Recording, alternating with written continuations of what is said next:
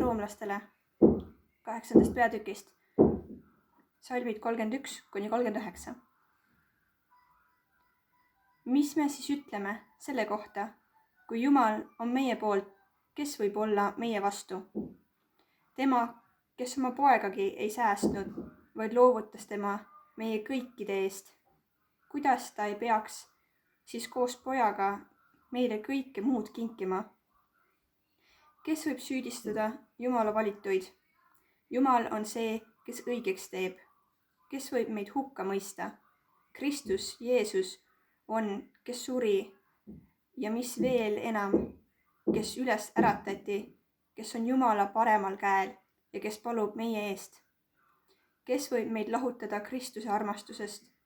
Kas viletsus või ahistus või tagakiusamine või nälg või alastiolek või hädaoht või mõõk? Nagu on kirjutatud, sinu pärast surmatakse meid kogu päeva, meid koheldakse nagu tapalambaid. Kuid selles kõiges me saame täieliku võidu tema läbi, kes meid on armastanud.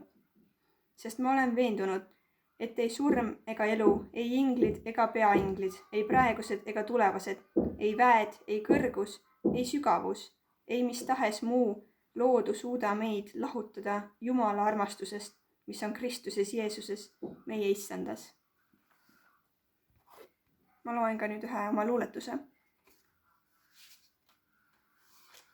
Pealkiri on valus. Ikka vahel tekib mure, kibestund on hing ja meel, raske näha helge poole, pikal üksildasel teel. Sellel hetkel hüüan valus, palvetades kokku käed. Kus on valgus, kus on rahu? Isa vastab, küll sa näed. Tema sõnast tunnen lootust, jään kannatlikult ootama. Läheb veidi aega mööda, rõõm on saabunud tunnita.